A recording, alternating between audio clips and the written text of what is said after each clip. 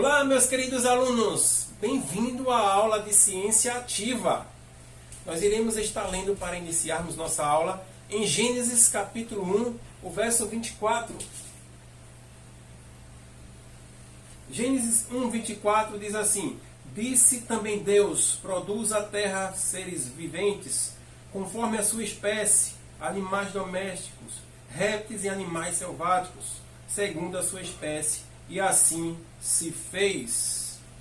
Então eu creio nesta palavra, eu creio no Deus Criador de todas as coisas. Então vamos começar a nossa aula de ciência. Ciência Ativa. Escola Bíblica Cristã, professor Daniel Buarque, 6º ano. Então vamos estar falando um pouquinho sobre a vida e seus diversos níveis. Então tem 3 perguntas aí que vocês podem estar respondendo também e me enviando. A primeira pergunta é a seguinte: que seres vivos você vê nesta fotografia? Então vocês observando essa fotografia aqui, quais são os seres vivos que vocês veem? Então fica fácil aí, vou ajudar só nessas primeiras perguntas aí, tá? Estamos vendo aqui o ser humano. Isso aí vai estar também no livro de vocês podem olhar lá. Tem aí os peixes, os corais de Recife, tá? Tem as algas. Então vocês vão ver aí alguns seres vivos nessa imagem. A segunda pergunta é: o que os seres vivos dessa fotografia têm em comum e quais são as diferenças entre eles? Então, para ajudar vocês aí, preste atenção em relação à forma do corpo deles, a locomoção, o modo de reprodução, a maneira que eles interagem uns com os outros. Então, isso vai facilitar vocês para responder essa daí, tá? A terceira pergunta lá embaixo está assim: como podemos diferenciar seres vivos de elementos não vivos? Então, essa aí é fácil também. Eles normalmente, os seres vivos eles têm necessidade de se alimentar, normalmente também eles têm necessidade de respirar, e os seres não vivos não precisam disso. Então vocês vão aí relacionar. Vamos continuar aí as características dos seres vivos, tá? Tem essas 3 perguntas que vocês vão responder também para me enviar.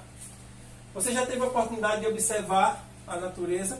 Provavelmente sim, você já deve ter ido para alguma excursão, ou ter visto, assistido algum documentário. Então você responda aí essa primeira pergunta, que é pessoal: quais características são próprias dos seres vivos? É o que nós iremos estudar. Então vocês vão responder, tá? Queremos estudar neste vídeo aula. Como os seres vivos obtêm os nutrientes necessários para a manutenção do seu organismo? Então vamos ver também como é que os seres vivos vão obter energias, nutrientes, tá? E ver a questão também da alimentação de alguns. Vamos continuar falando sobre o ciclo de vida da borboleta. Essa primeira imagem aí tem a borboleta fêmea. Ela põe o ovo lá na folha, ó. E esse ovo, depois de 8 dias, na imagem do meio, ele começa a abrir, tá? E vai originar a largata, na terceira imagem aí. Então essa largata ela vai estar com fome. Provavelmente ela vai nascer, já está com fome. Vai começar a comer a folhinha lá da planta. Deixa eu passar a imagem para vocês verem a continuação. Então na imagem de cima agora, a largata tem 3 dias de idade e ela está começando a crescer. Lá no meio aí ela já está grande, começa a mudar de pele, comer a sua própria pele. E na terceira imagem aí, é quando ela está cerca de 3 semanas de idade, ela procura um lugar para fazer o casulo. Tá? A próxima imagem. Na imagem de cima, primeiro a largata fica pendurada de cabeça para baixo, em um galho. Em seguida ela mexe até sua pele sair, e lá dentro dela começou a mudar. Está muito diferente, ela começou a virar uma pulpa. Na terceira imagem aí, ó, forma-se um novo casulo para proteger a pulpa, que é molinha. Aí vamos lá na próxima imagem. Na imagem lá de cima. Em seguida, o casulo endurece e dentro dele começam as mudanças da pupa em borboleta. A do meio aí, a borboleta já está quase pronta para sair. Veja, já pode ver até suas asas. Na imagem de baixo, a borboleta sai do casulo e fica pendurada com suas pernas para não cair. Continuando aí. A borboleta começa a esticar suas asas lá na imagem em cima. Na do meio, leva 2 horas até que a borboleta estique totalmente suas asas. E por fim aí a imagem de baixo, a borboleta está pronta para voar pela primeira vez. E aí vai acontecer o ciclo novamente, ela vai morrer também, tá? Vai se reproduzir também, vai morrer. Tem a questão da morte. Vamos ver agora para o ciclo de vida do cachorro. Tá aí, eu coloquei algumas informações para vocês. O cachorro nasce aí, né, filhote, de 0 a 6 meses é considerado filhote. Coloquei outra informação aí.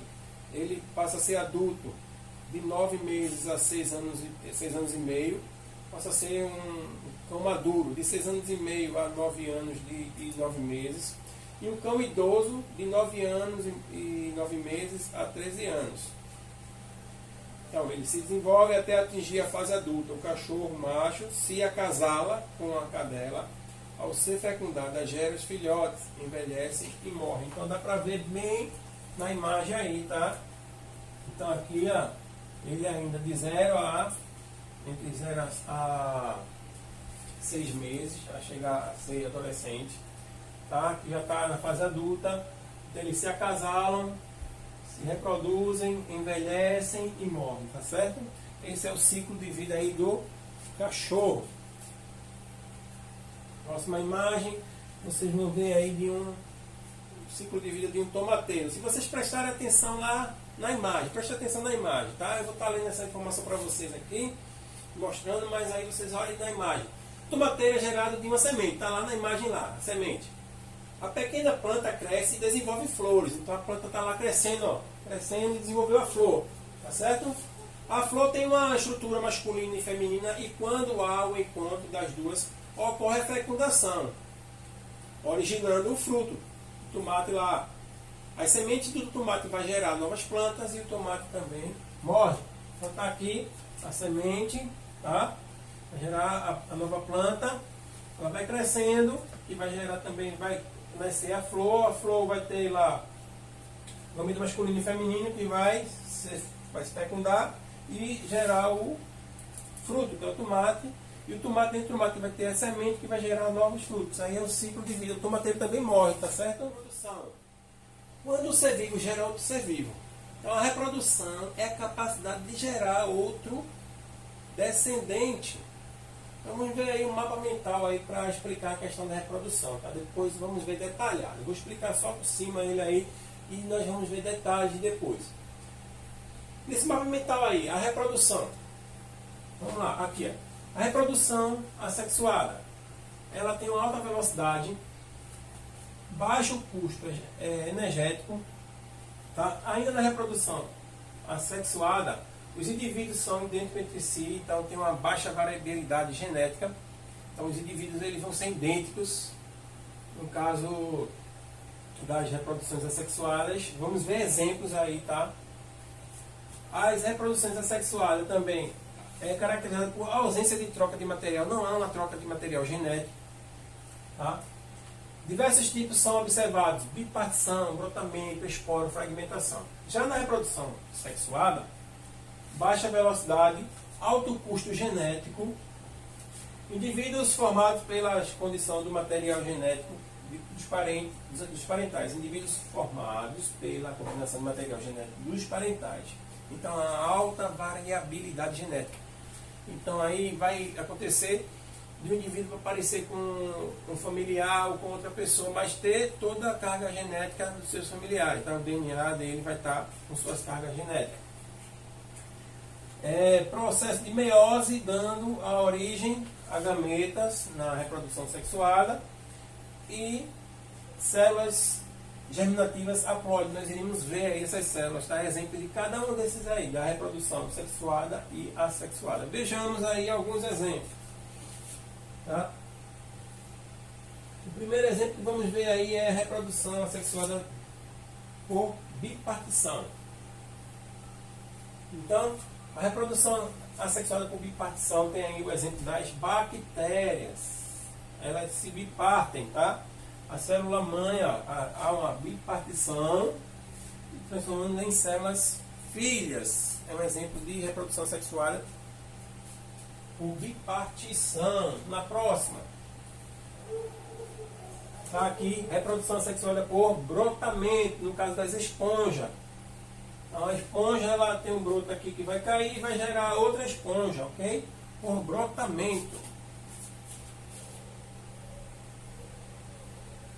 Reprodução assexuada por esporos. Então, nos casos das pteridófitas, está lá aqueles esporos que vão gerar outras plantas. Não há troca de material genético. A reprodução agora assexuada quando há encontro de gametas. Então, aí seria a reprodução sexuada, tá? Aí está o exemplo aqui do gameta masculino, o espermatozoide, e o gameta feminino, o óvulo. Mas vamos ver outros exemplos ali na frente. Vou passar aqui. Células haploides, tá? Então nós vimos aí que na reprodução sexuada ela é feita por células haploides. Então as células haploides aí seria o gameta masculino aí, o espermatozoide, ele tem 23 cromossomos, e o óvulo também, como célula haploide, ele tem 23 cromossomos, tá? Cromossomos aí é igual a N. Só que nós, quando juntos os dois, nós temos 46 cromossomos, tá? Que seria a junção dos dois gametas aí, das duas células haploides. Vamos ver na parte de nutrição. Os seres vivos, eles precisam de energia em todas as fases do seu ciclo de vida. E essa energia ela é obtida pelo alimento. Então vamos ver aí em relação à nutrição ainda. Existem os seres autótrofos. Exemplo aí, as plantas, elas produzem seu próprio alimento e dele retiram a energia de que necessitam, tá? Exemplo aí como que as águas, as bactérias, são seres autótrofos também, e as plantas. Seres heterótrofos. Os animais são os exemplos. Eles não são capazes de produzir seu próprio alimento. Ele obtém energia a partir de outros seres vivos. Veja aí o exemplo na imagem. Os seres vivos heterótrofos são chamados de consumidores. Então nós somos consumidores. Consumidor primário aí nessa imagem. O grilo está consumindo aí a planta. O consumidor secundário, o sapo, ele vai consumir o grilo. O consumidor terciário aí, a cobra, ela vai consumir o sapo. E o consumidor final aí, o gavião, ele vai consumir a cobra, tá? E os fungos ali no meio, ele vai deteriorar todos esses animais aí, esses seres vivos. Agora, os seres vivos, eles respondem a estímulo do ambiente. Outro assunto que nós iremos ver no livro de vocês, tá? Os seres vivos, eles respondem a estímulo do ambiente. Este estímulo pode ser mudança de quantidade de luz, chamada aí de fototropismo, tá? Perdão. Então o hormônio vegetal, ele passa a agir. Eu vou adicionar um vídeo para vocês assistirem desse fototropismo, tá? Nessa imagem aí, vocês vão ver o seguinte aqui, ó. Em relação à luz, pessoal, a planta ela vai seguir a luz. Então, esses hormônios vegetais, ele vai seguir esse chamado de auxina. Ele vai seguir a luz. Se a luz está na parte de cima, ele vai ficar. Depois ela vai ter uma curvatura, o sol vai passar aqui, a planta vai passar a seguir o sol. Vai criar uma curvatura. Isso aí ocorre por causa desse hormônio aí chamado de auxina. É um hormônio vegetal, tá? Vou passar um vídeo para vocês aí, vocês vão entender bem. Os seres vivos respondem a estímulo do ambiente. Aí tem um exemplo aí, ó. O cheiro do leão levado pelo vento provocará a fuga imediata dessas antílopes. Então, quando as antílopes sentir o cheiro do leão, de longe ela vai começar já a correr, provocar um estímulo aí. Os seres vivos respondem a estímulo do ambiente. Então, o girassol, ele vai seguir o exemplo do fototropismo. Então, ele vai seguir o sol.